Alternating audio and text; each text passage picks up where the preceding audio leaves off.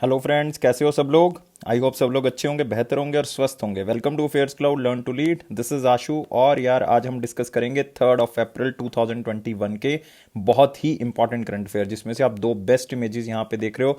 लेकिन हम बहुत ही अच्छे से इन करंट अफेयर्स को क्या करेंगे, आज कवर करेंगे।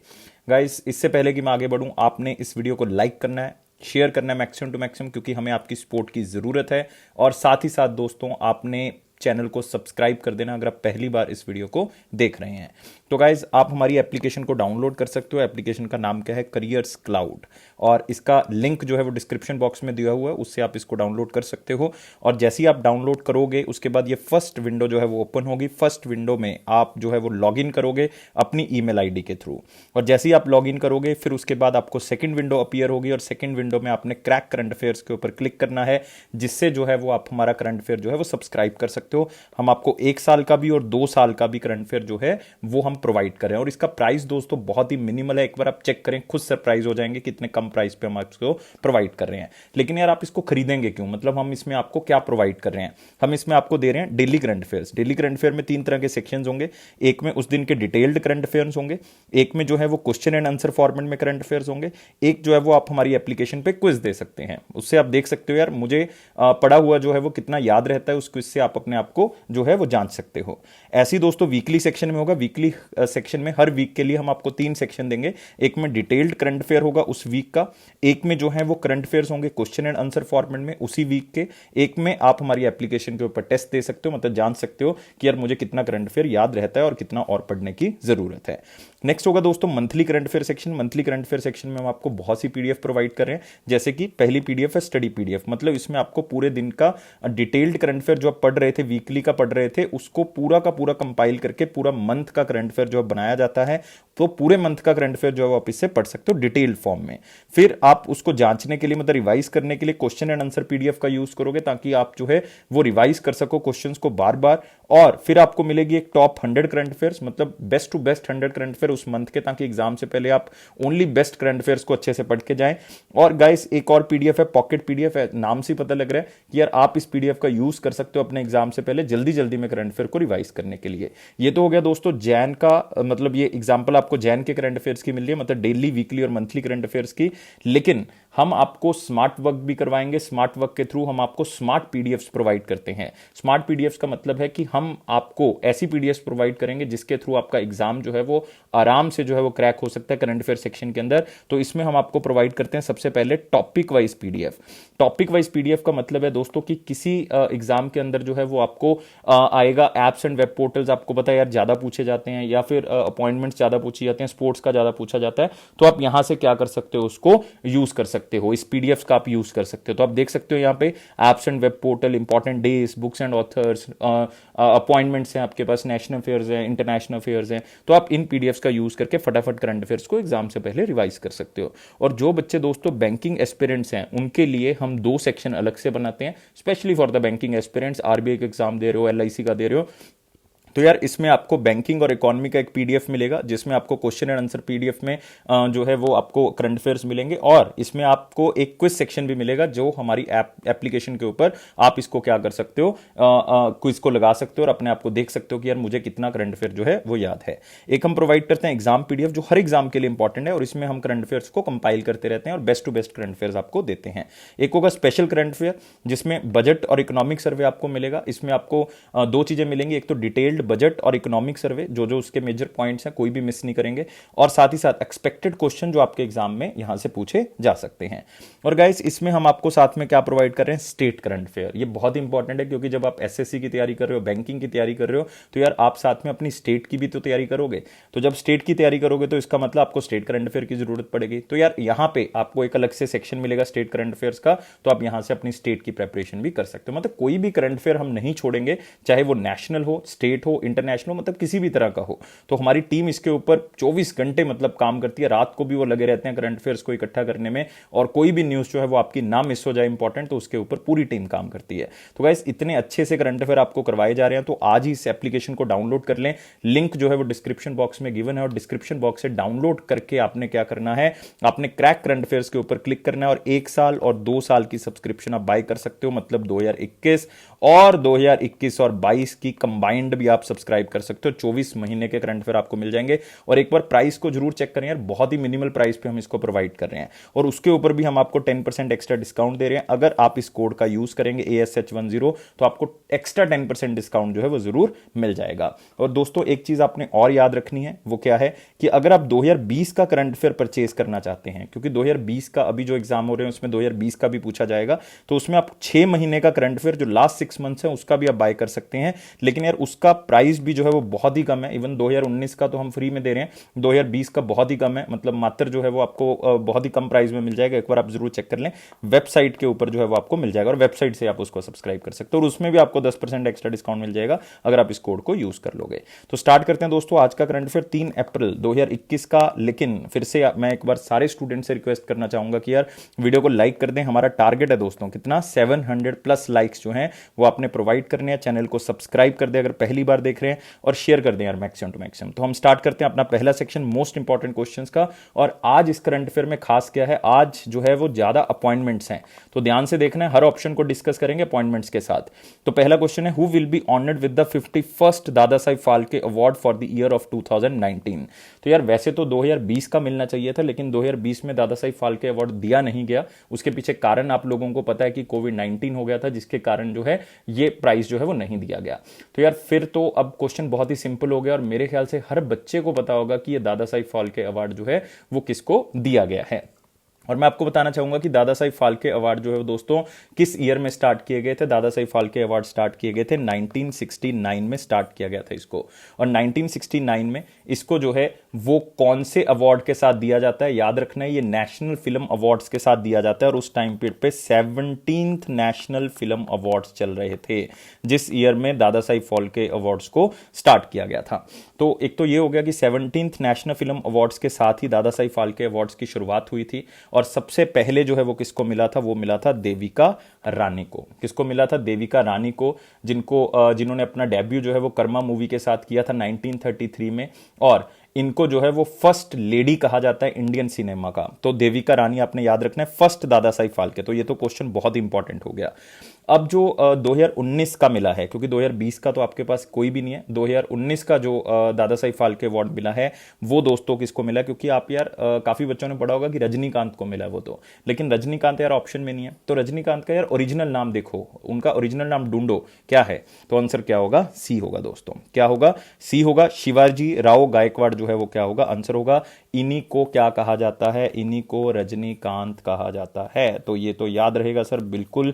और आपको ओरिजिनल नाम भी पूछा जा सकता है, इसलिए मैंने ऑप्शन के अंदर स्पेशली ओरिजिनल नाम जो है वो डाला है, शिवाजी राव गायकवाड़। और यार हमने एक ऑप्शन यहाँ पे और लिखा है, अमिताभ बच्चन जी। तो अमिताभ बच्चन जी को भी यार कहना मिला है ये दादा साहिब फाल्के, लेकिन उनको कौन से ईयर के लिए मिला है, 2018 के लिए मिला है। याद रखना है कौन से ईयर के लिए मिला है, 2018 के लिए उनको ये अवार्ड दिया गया है। तो याद रहेगा आपको।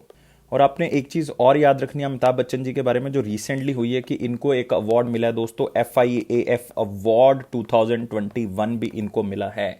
वो इनको मिला है, सच ये पहले इंडियन है जिनको ये अवार्ड मिला है। इनको दिया गया है international federation of film archive की तरफ से, जो कि इनका रोल है सिनेमा को आगे बढ़ाने के लिए, उनका जो कल्चर है सिनेमा का उसको आगे बढ़ाने के लिए उनको ये अवार्ड जो है वो दिया गया है। तो बहुत सी चीजें हो गई हैं। और यहाँ पे आप एक ऑप्शन और देख रहे हो, शरण कुमार लिम्बाले। शरण कुमार लिम्बाले जी को भी रिसेंटली एक अवार्ड मिला है। हमने कल ही इस क्वेश्चन को कवर किया था दोस्तों, और आंसर इसका क्या होगा, इसका आंसर है कि इनको मिला है सरस्वती सम्मान। कौन सा मिला है, सरस्वती सम्मान दोस्तों मिला है कौन से ईयर का, 2020 का। इन्होंने मराठी में एक नॉवल लिखी थी जिसका नाम था सनातन। कौन सा नाम था, सनातन। तो उसके लिए इनको यह अवार्ड मिला है। एक बार मैं फटाफट रिपीट कर देता हूं ताकि कोई भी चीज आपसे मिस ना हो दोस्तों। एक तो ये अवार्ड आपने याद रखना है, दादा साहिब फाल्के अवार्ड जो है वो 1969 में स्टार्ट हुआ था। 17th नेशनल फिल्म अवार्ड्स थे, उसके साथ ही इसकी शुरुआत की गई थी। लेकिन अभी जो हमारे पास चल रहा है वो 67th चल रहा है, मतलब 67th नेशनल फिल्म अवार्ड जो हैं वो दिए जाएंगे मई के अंदर। तो उसमें रजनीकांत जी को क्या दिया जाएगा, दादा साहिब फाल्के अवार्ड, मतलब शिवाजी राव गायकवाड़ क्या होगा, आंसर होगा। ये उनका ओरिजिनल नाम है। देविका रानी पहली ऐसी पर्सन थे इंडिया से जिनको दादा साहिब फाल्के जो है वो अवार्ड दिया गया था। अमिताभ बच्चन जी को दो चीजें याद रखनी है, इनको 2018 के लिए मिला है और साथ ही साथ आपने याद रखना है इनको एक अवार्ड और मिला है, FIAF 2021 अवार्ड जो है वो दिया गया है। शरण कुमार लिम्बाले जी को सरस्वती सम्मान अवार्ड जो है वो दिया गया है और ये भी बहुत खास है क्योंकि ये उनको मिला है सनातन मराठी नॉवल के लिए। तो ये सारी चीजें आपने याद रखनी और यहां पे आप रजनीकांत जी का चेहरा देख सकते हो, ऑनर्ड विद 51st दादा साहिब फाल्के अवार्ड। और आपने नंबर जरूर याद रखना है कि कौन से नंबर का दादा साहिब फाल्के अवार्ड है, 51st दादा साहिब फाल्के अवार्ड है। तो आपने याद रखना है कि 12th साउथ इंडियन है जिनको ये अवार्ड मिला है, एक तो ये याद रखना है। और ये अवार्ड 3 मई को दिया जाएगा नेशनल फिल्म अवार्ड्स के साथ और 67th नेशनल फिल्म अवार्ड्स होंगे दोस्तों वो। और Dadasaheb Phalke award highest honour है, मैं बता चुका हूं 1969 में जो है वो इसको बनाया गया था। और इसको कौन सी मिनिस्ट्री देती है, याद रखना है, इसको दिया जाता है ministry of information and broadcasting की तरफ से। और यूनियन मिनिस्टर कौन है दोस्तों, यूनियन मिनिस्टर है प्रकाश जावड़ेकर जी, जो कि कहां से, कॉन्स्टिट्यूएंसी कहां से, उनकी महाराष्ट्र राज्यसभा से वो बिलोंग करते हैं। और आपने याद रखना है, ये भी आपको पूछा जा सकता है कि रजनीकांत जी ने कौन सी मूवी के अंदर जो है वो सबसे पहले डेब्यू किया था। तो सबसे पहले उन्होंने कन्नड़ मूवी के अंदर जो है वो डेब्यू किया था, जिसमें उनका बहुत ही छोटा रोल था। उनका मूवी का नाम क्या था, कथा संगम। लेकिन यार ये रोल जो है वो बहुत ज्यादा अहम नहीं माना जाता। अदरवाइज उनकी पहली मूवी जो एक्चुअल में मानी जाती है वो मानी जाती है अपूर्वा रंगांगल। तो ये आप थोड़ा सा एक बार पढ़ लें क्योंकि ये तमिल मूवी है, ये भी आपसे पूछा जा सकता है, ये क्वेश्चन आपको आ सकता है। तो ये सारी चीजें याद रखनी और हमने बहुत सा टाइम इस क्वेश्चन के ऊपर लगा दिया। अगले क्वेश्चन के ऊपर बढ़ते हैं। What is the name of former RBI governor who is appointed as additional director of Britannia. तो यार एक बिस्किट बनाने वाली कंपनी के जो एडिशनल डायरेक्टर बना दिए गए हैं, इंडिपेंडेंट डायरेक्टर बना दिए गए हैं, वो RBI के पुराने गवर्नर हैं। तो ये क्वेश्चन मतलब बहुत ही ज्यादा इंपॉर्टेंट है और ये क्वेश्चन आएगा, 99% चांस है कि ये क्वेश्चन आपको मिलेगा। तो फटाफट बताएंगे दोस्तों किस फॉर्मर RBI गवर्नर की मैं यहां पे बात कर रहा हूं। उनका टाइम पीरियड यहां पे क्या है, 5 साल का उनका टाइम पीरियड रखा गया है और 5 साल के लिए उनको अपॉइंट किया गया है। 2021 से लेके मतलब यहां तक हम बात करेंगे 2026 तक, तो 5 साल के लिए उनको अपॉइंट किया गया। तो आंसर दोस्तों क्या होगा, आंसर होगा उर्जित पटेल। तो बिल्कुल याद रखेंगे, उर्जित पटेल जो हैं वो RBI के गवर्नर रहे हैं। उसके बाद जो है वो लगाया गया था किसको, उसके बाद शक्तिकांत दास जी को लगाया गया था, लेकिन उर्जित पटेल जो क्या रह चुके हैं RBI के गवर्नर। तो और कुछ भी याद करने की जरूरत नहीं, सिर्फ क्वेश्चन को ऐसे ही याद करें जिस तरह से स्लाइड में दिख रहा है आपको। तो सीधा नेक्स्ट क्वेश्चन के ऊपर बढ़ते हैं।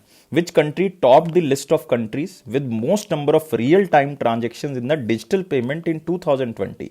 तो 2020 में सबसे ज्यादा रियल टाइम ट्रांजैक्शंस करने वाली कंट्री कौन सी बन गई डिजिटल पेमेंट्स के अंदर, according to the report prime time for real time 2021। तो इस क्वेश्चन में यार बहुत सी चीजें हैं जो आप सीख सकते हो। सबसे पहले तो आपने ये याद रखना है कि ये जो हमारे पास रैंकिंग दी गई है, ये मतलब जो रिपोर्ट दी गई है, ये prime time for real time, ये किसकी तरफ से रिलीज की गई है। तो सबसे पहले तो दोस्तों आपने याद रखना है ये रिलीज की गई है ACI वर्ल्ड वाइड की तरफ से, ACI वर्ल्ड वाइड। और बेसिकली आप एक ऑर्गेनाइजेशन का चाहे नाम याद कर लें, अदरवाइज ये 2 ऑर्गेनाइजेशन है, एक का नाम है ग्लोबल डाटा। तो ये 2 ऑर्गेनाइजेशन है, ACI world wide and global data, जो कि USA से बिलोंग करती हैं। तो उन्होंने ये डाटा रिलीज किया कि कौन सी कंट्री में सबसे ज्यादा जो है वो ट्रांजैक्शंस हुई हैं।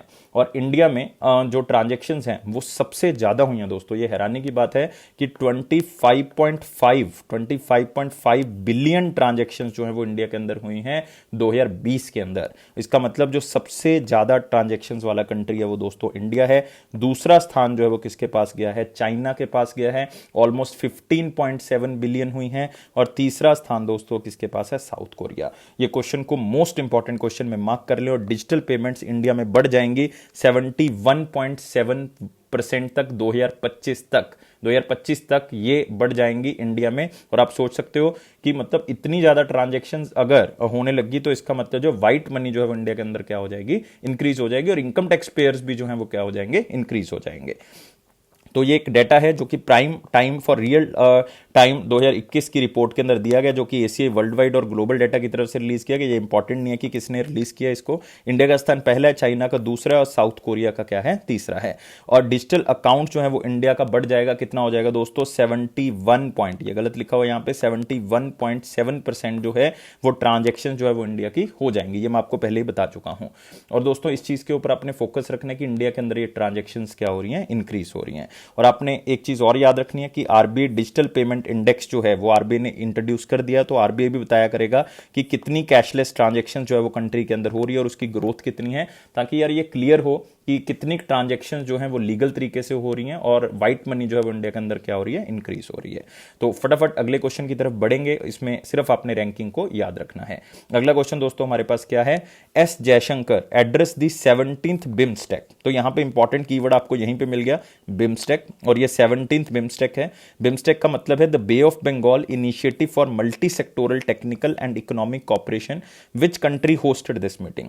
तो यार बिम्स्टेक की जो ये मीटिंग है ये किसने होस्ट की है, जिसके अंदर उन्होंने चर्चा की है कनेक्टिविटी की। एस जयशंकर जी जो कि मिनिस्टर ऑफ एक्सटर्नल अफेयर हैं, राज्यसभा से आते हैं, तो उनको गुजरात से सिलेक्ट किया गया राज्यसभा के, वो कॉन्स्टिट्यूएंसी उनकी गुजरात है। और बिम्स्टेक आपने बताना है कि इस साल की कौन होस्ट कर रहा है। तो यार आंसर इसका क्या होगा, ए आंसर होगा। आंसर क्या होगा इसका, श्रीलंका होगा। तो आप यहां पे देख सकते हो, BIMSTEC external affair minister doctor S Jaishankar attended 17th BIMSTEC ministerial meeting. तो आपने याद रखना ये 17th मिनिस्ट्रियल मीटिंग है। तो एक तो बिम्स्टेक की कितनी कंट्रीज मेंबर हैं ये भी जो है वो दोस्तों आपको पता होना चाहिए। तो ये इंपॉर्टेंट है कि कितनी कंट्रीज मेंबर हैं। तो आप यहां पे देख सकते हो कि हाईलाइट क्या किया गया एस जयशंकर जी की तरफ से कि हमने साउथ और साउथ ईस्ट एशियन कंट्रीज को आपस में कनेक्ट करना है। ये बहुत जरूरी है ताकि लोगों की मूवमेंट और गुड्स की मूवमेंट अगर बढ़ेगी तो बाय डिफॉल्ट कंट्री अपने आप ही प्रॉस्पेरस हो जाएगा, कंट्री में अपने आप ही इनकम जो है वो बढ़नी स्टार्ट हो जाएगी। और बिम्स्टेक की टोटल मेंबर कंट्रीज दोस्तों कितनी है, 7 एशियन कंट्रीज हैं, जिसमें से अगर मैं डिवाइड करूंगा 5 तो जो है वो साउथ एशियन कंट्रीज हैं, साउथ एशियन कंट्रीज हैं, और 2 जो हैं वो साउथ ईस्ट एशियन कंट्रीज हैं। तो अगर मैं बात करूं 5 एशियन कंट्रीज की तो वो कौन कौन सी हैं दोस्तों, वो यहां पे मिलेंगी आपको, बांग्लादेश आपको मिल जाएगा, यहां पे आपको भूटान मिल जाएगा, भूटान के बाद इंडिया तो है ही साथ में, इंडिया के बाद आपको नेपाल भी मिल जाएगा, श्रीलंका यहां पे मिल जाएगा दोस्तों। तो ये सारी कंट्रीज दोस्तों आपको मिल जाएंगी, 5 की 5 साउथ एशियन कंट्रीज। लेकिन 2 साउथ ईस्ट एशियन कौन सी हैं तो वो भी मैं आपको बता देता हूं, वो ऊपर लिख देता हूं यहां पे। तो वो कौन सी हैं दोस्तों, म्यांमार हो जाएगा यहां पे, म्यांमार के बाद आप देख सकते हो यहां पे थाईलैंड भी आपको मिल जाएगा। तो ये 7 कंट्रीज मेंबर हैं, याद रखेंगे, बांग्लादेश, भूटान, इंडिया, नेपाल, श्रीलंका, म्यांमार और थाईलैंड। और श्रीलंका जो है वो करंट चेयर कर रहा है बिम्स्टेक को, और बिम्स्टेक का हेडक्वार्टर कहां पे मिलेगा, ढाका के अंदर, जो कि बांग्लादेश की कैपिटल है। सेक्रेटरी जनरल कौन है, एम शाहिदुल इस्लाम। तो सिर्फ एक बार आपने याद रखना है, लेकिन मैं आपको एक चीज और बताना चाहूंगा, एम शाहिदुल जी जो हैं वो चेंज हो चुके हैं एज ए सेक्रेटरी जनरल, तो इस चीज को नोट कर लें आप। तो सेक्रेटरी जनरल अब कौन है बिम्स्टेक के, वो हैं मिस्टर तेंजिन लेकफेल। तो मैं लिख देता हूं यहां पे नाम ताकि आपको कोई भी दिक्कत ना आए, तेंजिन लेकफेल। और कौन सी कंट्री से बिलोंग करते हैं, ये भूटान से बिलोंग करते हैं। तो बिल्कुल आगे बढ़ेंगे अगले क्वेश्चन की तरफ। अगला क्वेश्चन है, who won 2021 Rathbones Folio literary prize.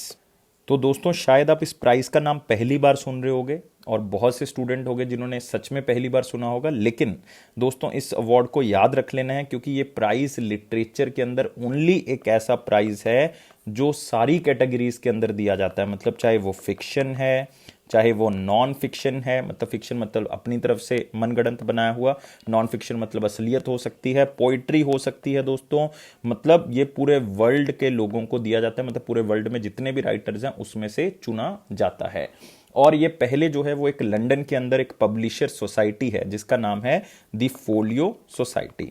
तो पहले ये फोलियो सोसाइटी की तरफ से ही दिया जाता था ओनली, तो इसका नाम भी जो है वो फोलियो प्राइज ही था। लेकिन बाद में क्या हुआ है कि इन्वेस्टमेंट मैनेजमेंट कंपनी है जिसका नाम है रथबोन, तो इस रथबोन कंपनी ने इनके साथ जो है वो टाई अप किया, मतलब स्पॉन्सर करना स्टार्ट किया, तो नेम जो है वो चेंज कर दिया गया, क्या कर दिया गया, रथबोन्स फोलियो लिटरेरी प्राइज। तो 2021 का ये प्राइज जो है वो किसको मिला है, तो हम क्या करते हैं, ऑप्शन को एलिमिनेट करते हैं। तो जो सबसे पहले ऑप्शन आप देख रहे हो, मैरिके ल्यूकस रेजिनवेल्ड, तो मे बी मेरी प्रोनाउंसिएशन थोड़ी सी गलत हो सकती है लेकिन आपने नाम जो है वो जरूर सुना होगा। इनको अवार्ड मिला था 2020 का, बहुत ही इंपॉर्टेंट दोस्तों, और वो अवार्ड कौन सा था, इंटरनेशनल बुकर प्राइज। कौन सा अवार्ड था, इंटरनेशनल बुकर प्राइज 2020। और इनकी अपनी पहली नॉवल थी, इनकी डेब्यू नॉवल थी द डिस्कम्फर्ट ऑफ इवनिंग। तो ये आपने याद रखना है, इनकी novel the discomfort of evening, और इनको मिला है इंटरनेशनल बुकर प्राइज 2020। नेक्स्ट आप देख रहे हो रस्किन बॉन्ड, यार इनका नाम तो आपने सुना होगा, बहुत ही फेमस जो हैं वो ऑथर हैं और बहुत सी बुक्स इन्होंने लिखी हैं, तो एक बुक के बारे में मैं बात नहीं करूंगा, लेकिन इनको रिसेंटली अवार्ड मिला है Tata literature life time achievement award 2020। तो टाटास की तरफ से दिया गया literature life time achievement award Ruskin bond. Next है डगलस स्टुअर्ट, यार ये तो मतलब नाम मैं भूल भी नहीं सकता और ना ही आपको भूलने दूंगा। डगलस स्टुअर्ट को मिला है 2020 बुकर प्राइज फॉर फिक्शन, इनको मिला है बुकर प्राइज फॉर फिक्शन, ये है इंटरनेशनल बुकर प्राइज, दोनों अलग अलग हैं, तो कभी भी कंफ्यूज मत करियो। इनको मिला है शगी बेन नॉवल के लिए। नेक्स्ट है आपके पास कार्मेन मारिया मशाडो, तो यार आंसर तो एक ही बचा फिर, कार्मेन मारिया मशैडो, तो इनको मिला है दोस्तों रथबोन्स फोलियो लिटरेरी अवार्ड। तो फिर से कंफ्यूजन ना हो जाए, मैं एक बार आपको दोबारा से बता देता हूं।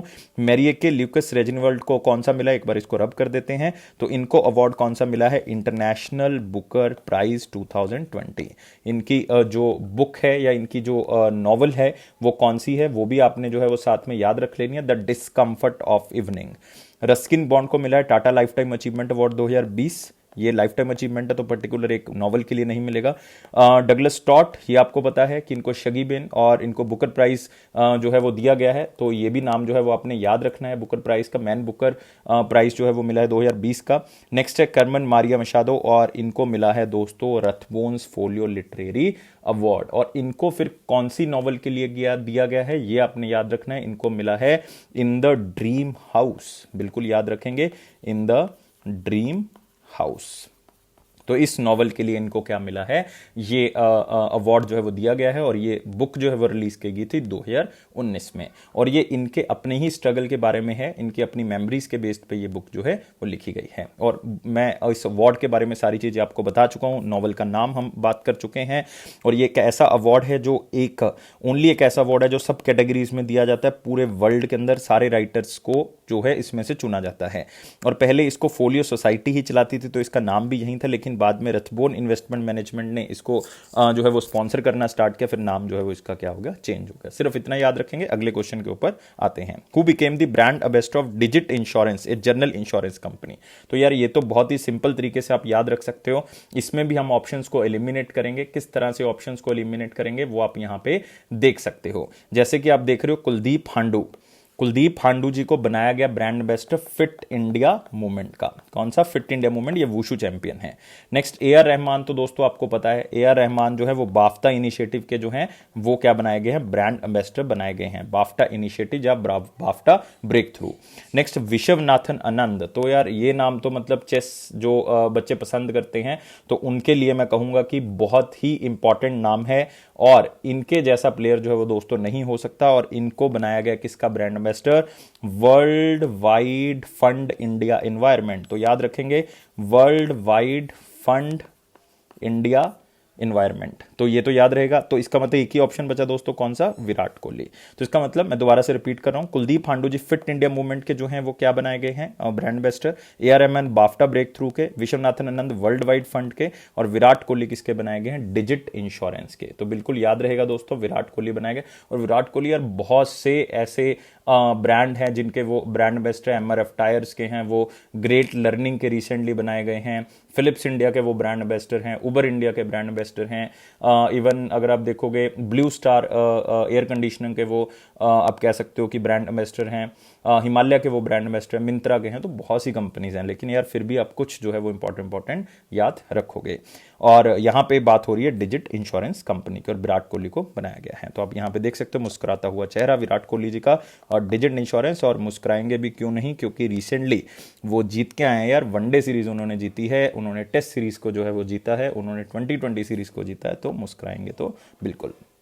तो वो स्टार्ट करते हैं वेरी इंपॉर्टेंट क्वेश्चंस को, और टारगेट है 700 प्लस लाइक्स, और आप मुझे उम्मीद है कि आप लोग इसे प्रोवाइड करोगे। सब्सक्राइब कर दे चैनल को, और साथ ही साथ दोस्तों जो हैं वो शेयर करें वीडियो को मैक्सिमम टू मैक्सिमम। और पहला क्वेश्चन है, who is appointed as the chairperson of the public enterprise selection board. और फिर से मैं बच्चों को कहना चाहता हूं कि बहुत से बच्चों ने नहीं सुना होगा, सर पहली बार सुन रहे हैं, PESB क्या होता है। तो मैं आपको बताना चाहता हूं कि यार PESB का मतलब है एक ऐसी बॉडी जो कि जितने भी सेंट्रल पब्लिक सेक्टर यूनिट्स हैं या एंटरप्राइजेस हैं उनकी अपॉइंटमेंट को जो करती हैं वो कौन सी बॉडी है, वो है पब्लिक एंटरप्राइज सिलेक्शन बोर्ड। मतलब जितनी भी सेंट्रल पब्लिक सेक्टर एंटरप्राइजेस हैं उनकी टॉप मैनेजमेंट की जो पोस्ट है उनको अपॉइंट करने की जो जिम्मेवारी है वो किसको दी गई है, पब्लिक एंटरप्राइज सिलेक्शन बोर्ड को दी गई है। तो जो इसका चेयरमैन होगा वो तो यार मतलब हाईएस्ट पोजीशन पे होगा ना, मतलब जितनी भी एंटरप्राइजेस हैं सेंट्रल गवर्नमेंट की तो उसके बंदों को अपॉइंट करना है इस बंदे की तरफ से, तो इसका मतलब बहुत ही इंपॉर्टेंट पोजीशन होगी। तो किसको लगाया गया, फिर से यार हम क्या करेंगे, ऑप्शंस को एलिमिनेट करेंगे। नहीं सर, इस बार ऑप्शन को एलिमिनेट नहीं करेंगे, इस बार आप सीधा आंसर बताएं और बाकी ऑप्शंस का हमें अलग से बताएं। तो यार मैं आपको बता देता हूं, नाम है मल्लिका श्रीनिवासन। तो याद रखेंगे आंसर क्या होगा, मल्लिका श्रीनिवासन। तो नाम जरूर याद रखेंगे, मल्लिका श्रीनिवासन। इनको पद्म श्री जो है वो मिल चुका है और इनको अपॉइंट किया गया 3 साल के लिए, या फिर जब तक ये 65 ईयर्स की नहीं हो जाती तब तक ये रहेंगी as a chairman of the या chairperson of the public enterprises selection board. और मैं आपको बताना चाहता हूं ये कौन सी मिनिस्ट्री के अंदर आता है, ministry of personnel public grievances and pension के अंदर आता है। और इसका हेड ऑफिस कहां पे मिलेगा आपको, न्यू दिल्ली के अंदर। तो यार बाकी ऑप्शंस आप देख लो। और मैं आपको बताना चाहूंगा जो मल्लिका श्रीनिवासन है ये चेयरमैन और मैनेजिंग डायरेक्टर हैं इस टाइम पीरियड पे किसकी, ट्रैक्टर्स एंड फार्म इक्विपमेंट, मतलब जिसको हम कहते हैं tape, tractors and farm equipment, tape sorry, tractors and farm equipments. और ये इंडिया की सेकंड और वर्ल्ड की third largest tractor manufacturing company है। तो ऑलरेडी ये एमडी और मतलब चेयरमैन और मैनेजिंग डायरेक्टर हैं इस कंपनी की, और इनको अब लगा दिया गया साथ में चेयरपर्सन किसका, पब्लिक एंटरप्राइज सिलेक्शन बोर्ड का। लेकिन बाकी ऑप्शंस याद रखेंगे। रामा मोहन राव अमारा जो हैं वो कौन है, रामा मोहन राव अमारा जो हैं वो दोस्तों वो बने हैं रिसेंटली किसके किसके एमडी और सीईओ, वो बने हैं एसबीआई कार्ड के। तो बिल्कुल याद रहेगा एसबीआई कार्ड। नेक्स्ट आप देख रहे हो यहां पे टीपी राजेंद्रन। ये रिसेंटली दोस्तों एक कमेटी बनाई गई थी किसके लिए, ये जो 27 तरह के अलग अलग पेस्टिसाइड्स हैं उनको बैन करने के लिए, या किस तरह से उसका नुकसान हो रहा है एनिमल्स और ह्यूमंस के ऊपर, तो उसके हेड बनाए गए हैं। नेक्स्ट आप देख रहे हो यहां पे नाम किसका, प्रीति सिन्हा। और ये क्वेश्चन हमने मोस्ट इंपॉर्टेंट क्वेश्चन में कवर किया गया था कि यार ये एग्जीक्यूटिव सेक्रेटरी बनाई गई हैं किसकी, United Nations capital development fund की।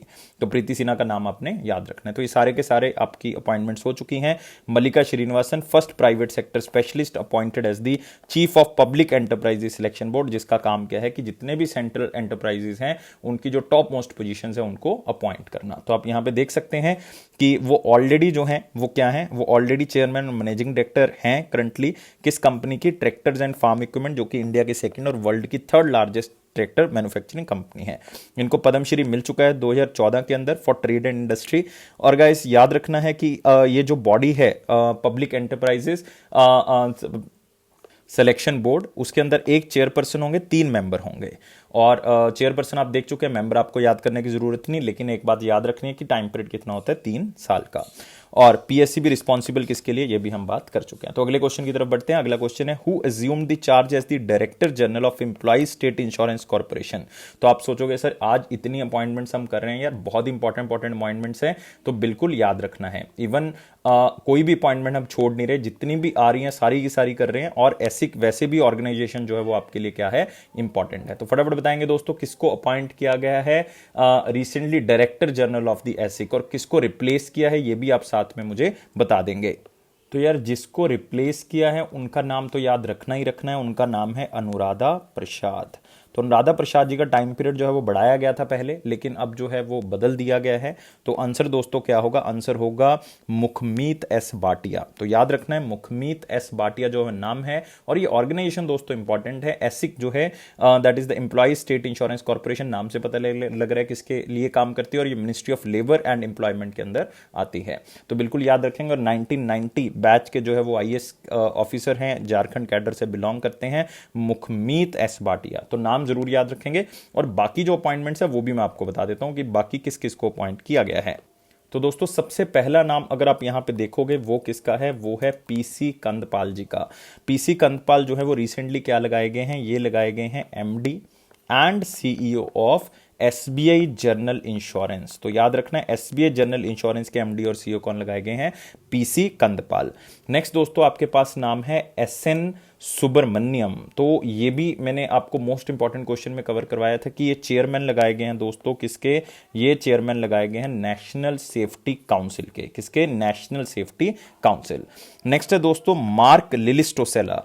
तो ये नाम आपको पता लग रहा है कि फॉरेन किसी कंपनी के लगाए गए होंगे, तो ये लगाए गए हैं दोस्तों MD and CEO of Tata Motors. तो बिल्कुल याद रहेगा, मैं एक बार रिपीट कर देता हूं। पीसी कंदपाल जी एमडी और सीईओ एसबीआई जनरल इंश्योरेंस के लगाए गए हैं। मुखमीत एस बाटिया जो हैं वो लगाए गए हैं recently director general of the employ state insurance corporation. इन्होंने रिप्लेस किसको किया है? इन्होंने रिप्लेस किया है अनुराधा जी को, अनुराधा प्रसाद जी को। नेक्स्ट एसएन सुब्रमण्यम चेयरमैन लगाए गए नेशनल सेफ्टी काउंसिल के, और मार्क लिलिस्टोसेला एमडी एंड सीईओ लगाए गए हैं टाटा मोटर्स के। तो यार ये नाम आपको जो है वो याद रहने चाहिए। तो बिल्कुल, तो यहां पे यार फोटो देख सकते हो आप मुखमीत एस बाटिया जी की, जो कि डायरेक्टर जनरल बने हैं ऐसे के। नेक्स्ट क्वेश्चन के ऊपर बढ़ते हैं। Who formed its fully owned subsidiary or wholly owned subsidiary firm called Bharat bill pay limited. और ये रिसेंटली इसको फॉर्म किया गया। आप ऑप्शंस यहां पे देख रहे हो और बहुत ही अलग अलग तरह के ऑप्शन है और इसमें ढूंढना आंसर बहुत आसान है। तो भारत बिल पे लिमिटेड, जिससे जो है वो हर तरह की पेमेंट जो है वो हो सकती है, जिस तरह से national payment corporation of India जो है वो इसको करता है। और आपको पता है एनपीसीआई के जो चेयरमैन है वो कौन है? एनपीसीआई के जो हेड हैं वो हैं दिलीप असबे। याद रखेंगे कौन है? दिलीप असबे। और दोस्तों याद रखना है इसका हेडक्वार्टर एनपीसीआई का आपको कहां पे मिलेगा? ज्यादातर बच्चे न्यू दिल्ली लगाते हैं एनपीसीआई का हेडक्वार्टर, याद रखना है इसका हेडक्वार्टर कहां पे है? मुंबई के अंदर। और दूसरी चीज जो आपने याद रखनी है, इस पूरा जो कंपनी बनाई गई है, जो ये सब्सिडरी बनाई गई एनपीसीआई की तरफ से, इसका नाम जो है वो क्या रखा गया है?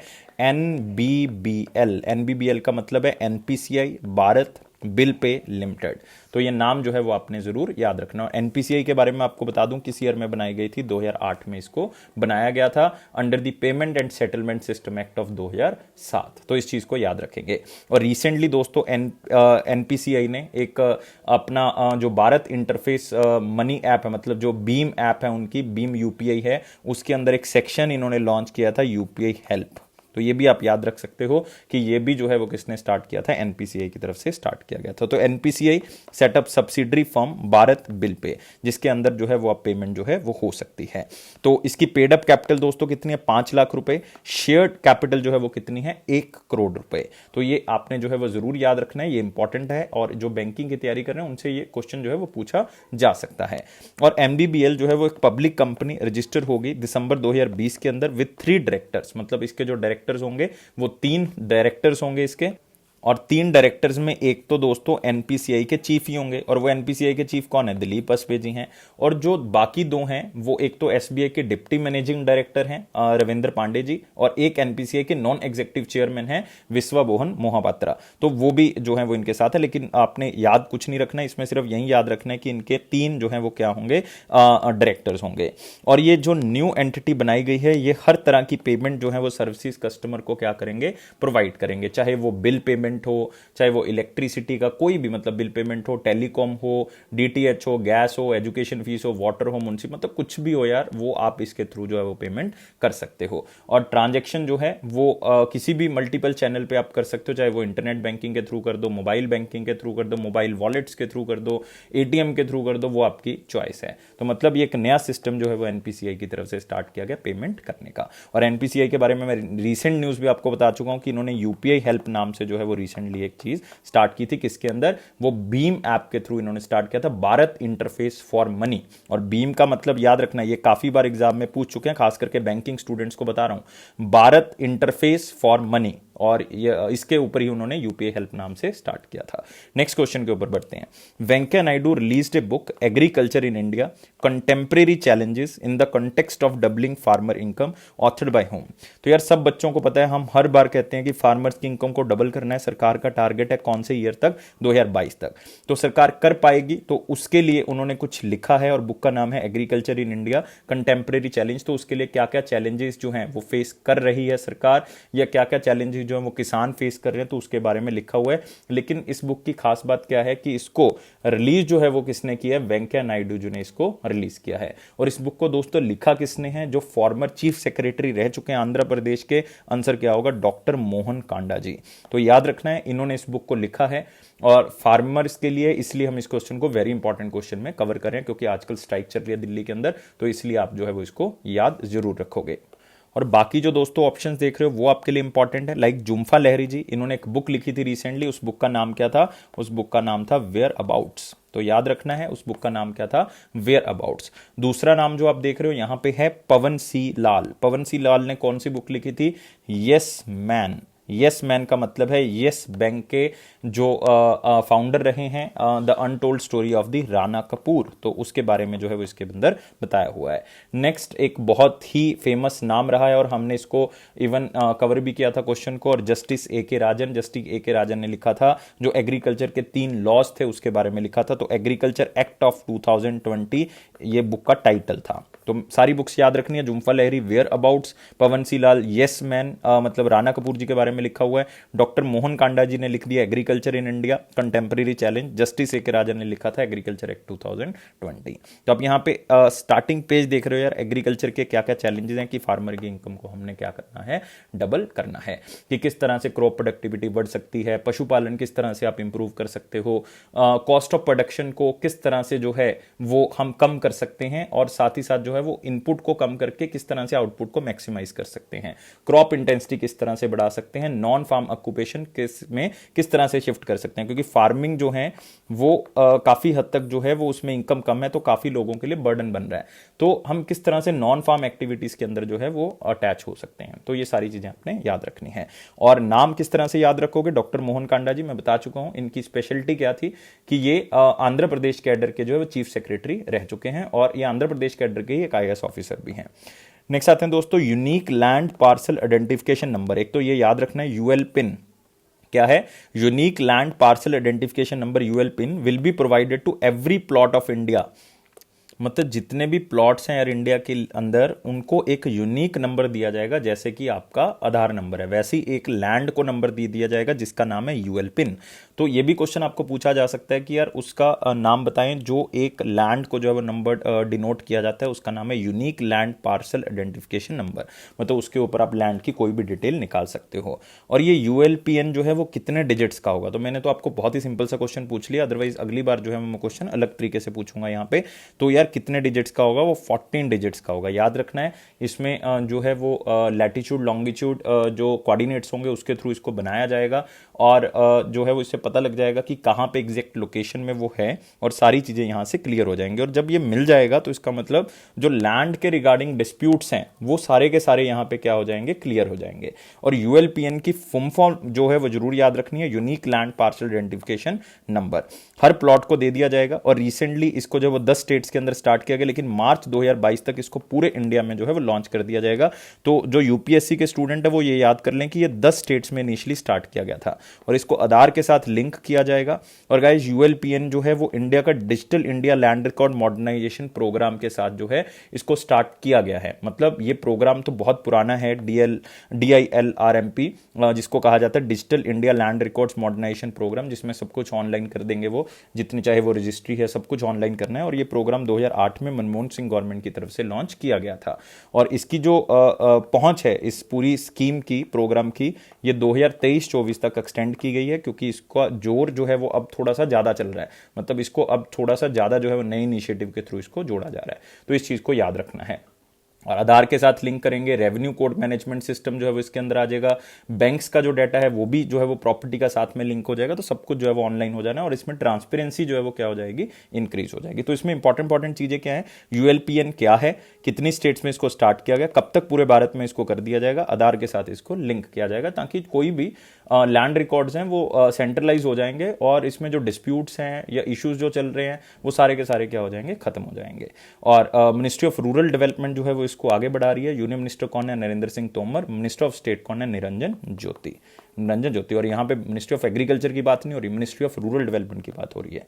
नेक्स्ट आते हैं union cabinet approved production linked incentive scheme for food processing industry. तो आपको पता है कि यूनियन कैबिनेट की तरफ से एक नया प्रोग्राम लॉन्च किया गया है जो कि फूड प्रोसेसिंग इंडस्ट्री को आगे बढ़ाएगा। इससे क्या होगा कि एक तो आत्मनिर्भरता बढ़ेगी, इंटरनेशनलाइजेशन होगी, मतलब हमारे प्रोडक्ट्स जो है वो बाहर भी बेचे जाएंगे, और साथ ही साथ जो है वो रोजगार भी मिलेगा। 3-4 काम जो है वो इससे हो जाने। इसका टाइम पीरियड आपने बताना है कि क्या टाइम पीरियड इसका रखा गया है सरकार की तरफ से, और इसको यार भूलना नहीं है क्योंकि ये बहुत ही इंपॉर्टेंट है। ये क्या करेगा, इसके अंदर सरकार इन्वेस्ट कर रही है और उन लोगों को पैसा देगी जो फूड प्रोसेसिंग के लिए काम कर रहे हैं। इसका टाइम पीरियड दोस्तों 6 साल का है। कितना है? 6 साल का। 2021-22 में टाइम पीरियड स्टार्ट होगा और 26-27 में क्या होगा, खत्म होगा। और एक बात आपने इसमें याद रखनी है, इसको ऑल इंडिया बेसिस पे ही क्या किया गया है दोस्तों, स्टार्ट किया गया है, और इसको प्रोजेक्ट मैनेजमेंट एजेंसी के थ्रू जो है वो स्टार्ट किया जाएगा। इसमें सरकार ने रिसेंटली 10,900 करोड़ रुपया जो है वो डाला है ताकि उन फूड कंपनीज को दिया जा सके, उन फूड प्रोसेसिंग यूनिट्स को दिया जा सके जहां पे हम जो है वो क्या कर सकते हैं, ज्यादा से ज्यादा रोजगार और ज्यादा से ज्यादा ब्रांडिंग और मार्केटिंग कर सकते हैं। और इसमें 4 तरह की फूड इंडस्ट्रीज के ऊपर काम किया जा रहा है, जो कि या तो रेडी टू कुक आइटम्स हैं, प्रोसेस्ड फ्रूट्स एंड वेजिटेबल्स हैं, मेरीन प्रोडक्ट्स हैं, या फिर मोज़रेला चीज से रिलेटेड है, क्योंकि इनकी सेल जो है वो मार्केट में ज्यादा है। और खास करके फॉरेन मार्केट में भी यार बहुत है, क्योंकि फॉरेन मार्केट में रेडी टू कुक प्रोडक्ट्स ज्यादा है, प्रोसेस्ड फ्रूट्स और वेजिटेबल्स आपको वहां पे ज्यादा मिलेंगे। मरीन प्रोडक्ट्स क्योंकि वहां पे जो है वो सी फूड जो है वो खाया जाता है, मोज़रेला चीज का वहां पे यूज किया जाता है। और ये चारों प्रोडक्ट्स अगर इंडिया बनाएगा और वहां पे क्या किया जा सकता है, एक्सपोर्ट किया जा सकता है, तो उसकी ब्रांडिंग और मार्केटिंग जो है वो की जाएगी अब्रॉड लेवल पे। तो मतलब ये स्कीम को आपने याद रखना है। इससे बहुत से लोगों को, मतलब ये टारगेट है कि 2026-23 जब ये प्रोग्राम खत्म होने के कगार पे होगा तो 2.5 लाख लोगों को रोजगार जो है वो मिल चुका होगा। तो कैबिनेट अप्रूव्स PLI SFPI, और इसका नाम जो है वो आपने याद रखना है। और ये किसकी तरफ से स्टार्ट किया गया? Ministry of food processing industries की तरफ से स्टार्ट किया गया है। और यूनियन मिनिस्टर कौन है? नरेंद्र सिंह तोमर जी। अभी हम रूरल डेवलपमेंट के बारे में बात चुके हैं, रूरल डेवलपमेंट मिनिस्ट्री भी नरेंद्र सिंह तोमर जी के पास है। और इनकी लोकसभा कॉन्स्टिट्यूएंसी कौन सी है? मोरेना। तो याद रखना है दोस्तों, agriculture minister, rural development minister, food processing industry minister कौन है? नरेंद्र सिंह तोमर। और इनकी कॉन्स्टिट्यूएंसी कौन सी है? मोरेना। मोरेना कहां पे है दोस्तों? मध्य प्रदेश। और मिनिस्टर ऑफ स्टेट कौन है? रमेश्वर तेली। कौन है? रमेश्वर तेली। तो ये चीजें जो दोस्तों भूलनी नहीं, आपने याद रखनी है। और यहां पे देख सकते हो 10,900 करोड़ रुपए जो है वो डाले गए हैं फूड प्रोडक्ट्स को इंटरनेशनल लेवल पे लेके जाना है इंडिया के, ताकि आत्मनिर्भर भारत बन सके। 6 ईयर का टाइम पीरियड होगा, वो हम कर चुके हैं। 2.5 लोगों को रोजगार मिलेगा, ब्रांडिंग और मार्केटिंग करनी है, और 4 मेजर प्रोडक्ट्स के ऊपर काम होगा। और वो 4 मेजर प्रोडक्ट्स मैं आपको बता चुका हूं और दोबारा से बता देता हूं। रेडी टू कुक आइटम्स होंगी, प्रोसेस्ड फ्रूट्स एंड वेजिटेबल्स होगा, मेरीन प्रोडक्ट्स होंगे, मोज़रेला चीज होगा। तो ये चीजें आपने याद रखनी है। नेक्स्ट क्वेश्चन के ऊपर बढ़ते हैं, और नेक्स्ट है हमारे पास इंपॉर्टेंट क्वेश्चन। वीडियो को लाइक करना है, 700+ लाइक का टारगेट है। सब्सक्राइब करना है चैनल को और शेयर करना है मैक्सिमम टू मैक्सिमम। और उसमें पहला क्वेश्चन है, recently India and which country agreed to revise India US strategic energy partnership. तो यार ये तो क्वेश्चन मैंने क्वेश्चन के अंदर ही बता दिया, मतलब आंसर जो है वो आपको क्वेश्चन के अंदर ही मिल जाएगा। तो आप सोचोगे सर ने बहुत ही सिंपल सा क्वेश्चन पूछ लिया। यस, तो यहां पे क्वेश्चन जो है वो बहुत ही सिंपल है। क्वेश्चन आपके पास यहां से क्लियर है। वो क्या है question? India US strategic energy partnership जो है वो दोबारा से क्या होगी? ये स्टार्ट हो चुकी है। तो आंसर तो दोस्तों यहां से क्लियर है। आंसर क्या होगा इसका? US से होगा। लेकिन किस चीज के ऊपर काम होगा? काम होगा दोस्तों हाइड्रोजन जनरेशन के ऊपर, कि किस तरह से हाइड्रोजन एनर्जी का यूज कर सकते हैं, कार्बन को हम क्या कर सकते हैं, कम कर सकते हैं, उसके ऊपर फोकस करना है हमने। न्यू एंड रिन्यूएबल एनर्जी के ऊपर काम कर सके, तो इन चीजों के ऊपर क्या होगा? काम होगा। और इंडिया की तरफ से किसने बात की होगी? इंडिया की तरफ से की होगी पेट्रोलियम मिनिस्टर धर्मेंद्र प्रधान। और साथ ही साथ US की तरफ से अगर बात करेंगे तो उनके यहाँ पे जो हम कह सकते हैं कि US सेक्रेटरी ऑफ एनर्जी हैं वो कौन है?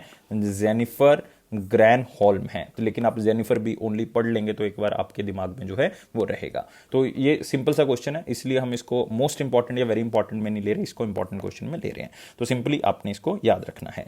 और धर्मेंद्र प्रधान जो है वो इंडिया की तरफ से रिप्रेजेंट करेंगे, और US की तरफ से कौन रिप्रेजेंट कर रही है? जेनिफर ग्रैनहोल्म, और जो कि करंटली जो है वो क्या है यहाँ पे? US secretary of energy. और इंडिया और US स्ट्रेटेजिक एनर्जी पार्टनरशिप, जिसमें न्यू एंड रिन्यूएबल एनर्जी और नई तरह की एनर्जी के ऊपर फोकस होगा। तो नेक्स्ट आते हैं दोस्तों अगले क्वेश्चन के ऊपर। अगला क्वेश्चन है, 6 digit HSN code mandatory in invoices for business with over dash turnover. तो आपने याद रखना है कि सबसे पहले कि HSN का मतलब क्या है? HSN का मतलब है दोस्तों harmonised system of nomenclature code. Harmonise system of nomenclature code, या इसको सैक भी कहा जाते हैं, सैक कोड भी कह देते हैं इसको। सैक का मतलब सर्विस अकाउंटिंग कोड। तो ये भी दोस्तों इंपॉर्टेंट है, आपको पता होना चाहिए कि एचएसएन का मतलब क्या है, ये आपको सीधा पूछा जा सकता है। इसमें डिफरेंस क्या होता है, ये 4 डिजिट होगा, 2 डिजिट होगा या 6 डिजिट होगा। तो मैं आपको सिंपल सा बता देता हूं, अगर आपकी टर्नओवर 1.5 करोड़ रुपीस तक है तो आपको एचएसएन कोड की जरूरत ही नहीं है, मतलब आपको इसके लिए परचेज करने की जरूरत नहीं है, एचएसएन कोड आपको नहीं चाहिए। अगर 1.5 करोड़ रुपीस से लेकर 5 करोड़ रुपीस तक का आपकी कमोडिटीज जो है वो आप बना रहे, उतनी आपकी टर्नओवर है, तो आपको 2 डिजिट का एचएसएन कोड चाहिए। लेकिन अगर इसमें भी आपकी बिजनेस टू बिजनेस इनवॉइसेस हैं तो 4 डिजिट का चाहिए। लेकिन अब अगर 5 करोड़ से ज्यादा है दोस्तों तो आपको 6 डिजिट का जो है वो ये कोड चाहिए। तो ये बहुत ज्यादा इंपॉर्टेंट तो नहीं कहूंगा क्वेश्चन, लेकिन इसमें आपने याद क्या रखना है, ये किसकी तरफ से बताया गया, क्योंकि ये गुड्स एंड सर्विसेज टैक्स की बात हो रही है, उसी टाइम पीरियड पे इसको लॉन्च किया गया था, तो सीबीआईसी की तरफ से यहां पे बात हो रही है। सीबीआईसी मतलब central board of indirect taxes and customs, जिसके चेयरमैन कौन है, अजीत कुमार जी हैं। कौन है, अजीत कुमार। नेक्स्ट आते हैं दोस्तों यहां पे, तो आंसर यहां पे क्या होगा, बी आंसर होगा। तो क्वेश्चन यहां पे क्या है, 6 digit HSN code mandatory in invoices for business with over 5 crore turnover. अगर 5 करोड़ से कम है तो 4 डिजिट या 2 डिजिट का होगा, अगर 1.5 करोड़ से कम है तो इसका मतलब 1.5 करोड़ से कम आपको जरूरत ही नहीं है एचएसएन कोड की। नेक्स्ट आते हैं, who is appointed as the prime minister of Slovakia. तो इसमें हम क्या करेंगे, ऑप्शंस को एलिमिनेट करते हैं यार, मतलब वो आपके लिए जो है वो सबसे ज्यादा ईजी रहेगा। तो और आपको जो है वो बाकी कंट्रीज के प्राइम मिनिस्टर भी जो है वो यहां पे पता लग जाएंगे। तो सबसे पहले यहां पे नाम क्या है, सबसे पहले आपके पास नाम है अब्दुल हामिद। तो आपने याद रखना है, अब्दुल हामिद जो हैं ये रिसेंटली बनाए गए थे temporary prime minister of Libya, temporary prime minister of Libya. Next आप देख रहे हो यहां पे इगोर मातोविक, तो ये नाम भी आपने जो है वो याद रखना है, इगोर मातोविक। और ये क्या लगाए गए थे, इगोर मातोविक ये फॉर्मर मतलब आप कह सकते हो ओल्ड प्राइम मिनिस्टर हैं किसके, स्लोवेकिया के। तो याद रखेंगे स्लोवाकिया के ओल्ड प्राइम मिनिस्टर हैं। अब ये क्या बन चुके हैं, फाइनेंस मिनिस्टर, और जो वहां के फाइनेंस मिनिस्टर थे वो क्या बन गया दोस्तों, प्राइम मिनिस्टर। जैसे रशिया में होता था कि रशिया के जो प्राइम मिनिस्टर वो प्रेसिडेंट बन जाते थे, लाइक दिमित्री मेदवेव, और जो वहां के प्राइम मिनिस्टर थे वो प्रेसिडेंट बन जाते, तो इसी तरह से वहां पे काम चलता था। तो इगोर मातोविक तो ओल्ड प्राइम मिनिस्टर कह सकते हो, और अभी जो है वो फाइनेंस मिनिस्टर हैं स्लोवाकिया के। नेक्स्ट है एड्यूड हेगर। तो एड्यूड हेगर ही जो है वो दोस्तों बनाए गए हैं नए प्राइम मिनिस्टर किसके, स्लोवाकिया के, नए प्राइम मिनिस्टर स्लोवाकिया के। और काजा कालस, यार ये तो मैंने आपको बहुत बार क्वेश्चन करवाया, ये तो मतलब इंपॉर्टेंट भी है, और ये क्वेश्चन जो है वो सबसे ज्यादा आपको आ भी सकता है कि ये फर्स्ट फीमेल प्राइम मिनिस्टर है किस कंट्री की दोस्तों, ये फर्स्ट फीमेल प्राइम मिनिस्टर बनाई गई थी एस्टोनिया की।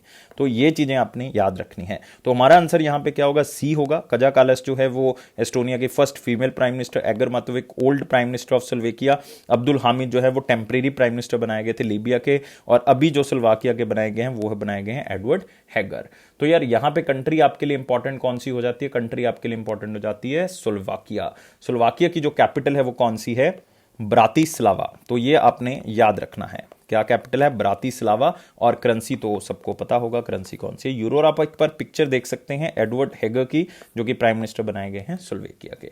नेक्स्ट क्वेश्चन के ऊपर दोस्तों आएंगे, और अब हम करेंगे वन लाइनर इंपॉर्टेंट पॉइंट्स। उसमें पहला है वर्ल्ड ऑटिज्म अवेयरनेस डे 2021, जो कि कौन से दिन सेलिब्रेट किया गया, 2 अप्रैल। तो बहुत ज्यादा इंपॉर्टेंट दिन नहीं कहूंगा, लेकिन आप लोगों की नॉलेज के लिए बहुत इंपॉर्टेंट है कि जो ऑटिज्म से पीड़ित हैं उनकी लाइफ को हम किस तरह से जो है वो इंप्रूव कर सकते हैं, उनकी लाइफ को किस तरह से आगे बढ़ा सकते हैं। तो उसके लिए ये दिन जो है वो ऑब्जर्व किया जाता है, कौन से दिन, 2 अप्रैल।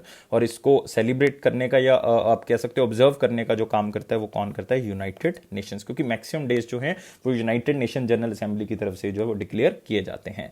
और वर्ल्ड ऑटिज्म डे जो सबसे पहली बार जो है वो मनाया गया है वो 2008 में जो है वो मनाया गया था। और जिन बच्चों को नहीं पता कि सर ऑटिज्म क्या होता है, मैं बता देता हूं, जिनको कम्युनिकेशन करने में प्रॉब्लम है, जिनका बिहेवियरल डिसऑर्डर है, उनको हम क्या कहते हैं, ऑटिज्म। जिनकी मतलब एक्स्ट्रा केयर या स्पेशल फैसिलिटी की आपको जरूरत है, दैट इज ए ऑटिज्म। तो नेक्स्ट है इंटरनेशनल चिल्ड्रन बुक डे 2021। तो फिर से बहुत ज़्यादा इंपॉर्टेंट डे नहीं कहूँगा, लेकिन आपकी नॉलेज के लिए कि इंटरनेशनल चिल्ड्रन बुक डे जो है वो पूरे वर्ल्ड लेवल पे जो है वो सेलिब्रेट किया जाता है। ये भी जो है वो कब किया जाता है, 2 अप्रैल को। लेकिन यार ये जरूरी नहीं है कि हर साल जो है वो 2 अप्रैल को किया जाएगा, इट इज ऑन और अराउंड 2 अप्रैल जो है वो किया जाता है।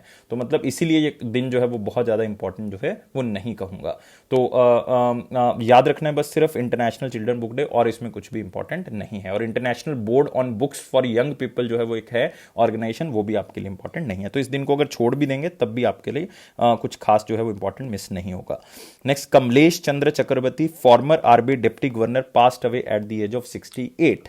तो यार यहाँ पे इंपॉर्टेंट क्या है कि वो फॉर्मर क्या रह चुके हैं, आरबीआई के डिप्टी गवर्नर रह चुके हैं। आपको पता है कि 4 डिप्टी गवर्नर होते हैं, तो उनमें से एक कौन थे, केसी चक्रवर्ती। अभी नहीं थे, ये 2009 से लेके 2014 तक थे, 2009 से लेके 2014 तक ये डिप्टी गवर्नर रह चुके हैं आरबीआई के। इससे पहले ये पंजाब नेशनल बैंक के सीएमडी भी रह चुके हैं और chairman and managing director, Indian bank के भी जो चेयरमैन एंड मैनेजिंग डायरेक्टर रह चुके हैं। तो एक इंपॉर्टेंट नाम है खास करके बैंकिंग स्टूडेंट्स के लिए, आपने याद रखना है, केसी चक्रवर्ती इनका नाम है। Next, India recorded current account deficient of 1.7 billion of Q3 financial year 21 RBI report. तो आरबीआई की तरफ से कहा गया कि करंट अकाउंट डेफिसिट का मतलब है जिसमें हमारा एक्सपोर्ट और इंपोर्ट का एक लेखा जोखा होगा गुड्स एंड सर्विसेज का, तो उसमें हमारा डेफिसिट है दोस्तों, मतलब हमने इंपोर्ट ज्यादा किया है, एक्सपोर्ट कम किया है गुड्स एंड सर्विसेज का, और कितना करंट अकाउंट डेफिसिट है, $1.7 बिलियन है। तो इसका मतलब हमें यार एक्सपोर्ट के ऊपर फोकस करना पड़ेगा, ये आपने याद रखना है। अगला, government retain the inflation target of 4% with plus और -2% फॉर द नेक्स्ट 5 ईयर। ये आपको पूछा जा सकता है कि कितना टारगेट है, काफी टाइम से इतना ही चल रहा है कि इन्फ्लेशन जो महंगाई है हमने 4% या +2 -2 के आसपास जो है वो रखनी है, अगले 5 सालों का ये टारगेट रखा गया है। Next, 4th batch of 3 Rafale jets reached India. तो यार ये इंपॉर्टेंट तो नहीं कहूंगा क्योंकि सबसे पहले वाला जो है वो बहुत इंपॉर्टेंट था। सबसे पहले वाला जो है उन्होंने रिसीव किया था अंबाला एयर फोर्स स्टेशन, वहीं याद रखना है। अब हर बार हम याद नहीं करेंगे कि कहां कहां पे आया है, लेकिन इसमें आपने याद क्या रखना है कि टोटल ऑर्डर कितने का है, 36 राफेल जेट्स का है।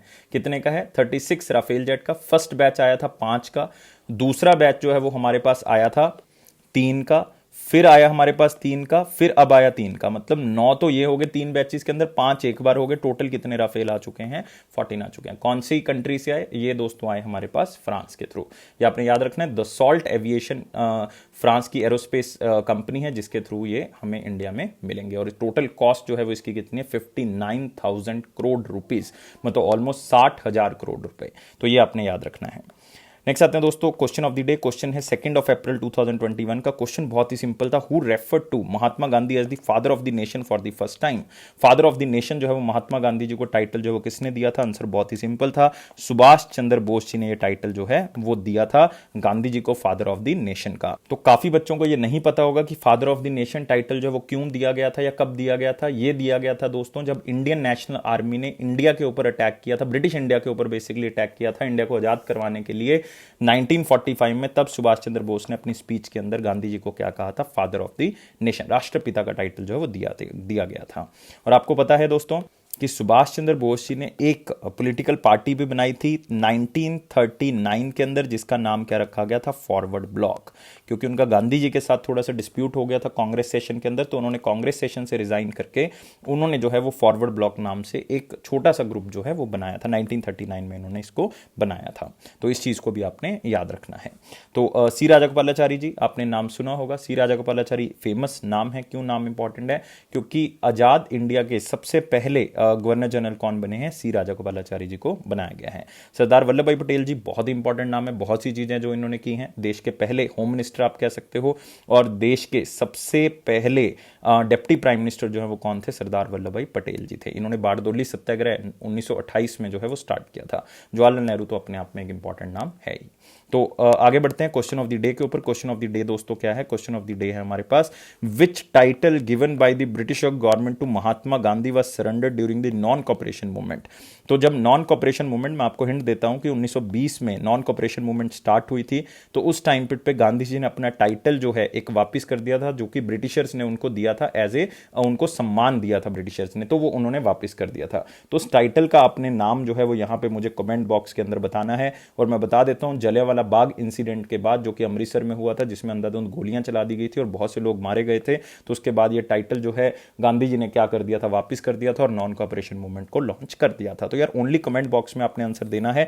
700 प्लस लाइक्स मुझे चाहिए। चैनल को सब्सक्राइब कर दें, बेल बटन को प्रेस कर दें ताकि आपको नोटिफिकेशन ऑन टाइम मिल सके। ये अफेयर्स क्लाउड का प्रॉमिस है कि ये आपका कॉन्फिडेंस जरूर बूस्ट करेगा। हमारी पीडीएफ्स को आप सब्सक्राइब कर लें। सब्सक्राइब करने के लिए हमारी एप्लीकेशन को डाउनलोड कर लें। आप 1 साल का 2 साल का करंट अफेयर सब्सक्राइब कर सकते हैं और उसका प्राइस बहुत ही कम है। उसके ऊपर भी आपको 10% डिस्काउंट मिल जाएगा। तो H10 कोड को आप यूज कर सकते हैं और लिंक एप्लीकेशन का डिस्क्रिप्शन बॉक्स में दिया हुआ है। और दोस्तों 90 से 95% करंट अफेयर जो वो हमारे ही करंट अफेयर से आ रहा है, तो आप बिल्कुल इसको क्या कर लें, आज ही सब्सक्राइब कर लें। और गाइस लाइफ को बहुत ज्यादा सीरियस नहीं लेना। Life is beautiful. हमेशा खुश रहें, खुश रहेंगे तो आपका एग्जाम बहुत जल्दी क्लियर हो जाएगा। Thank you guys, take care, bye bye.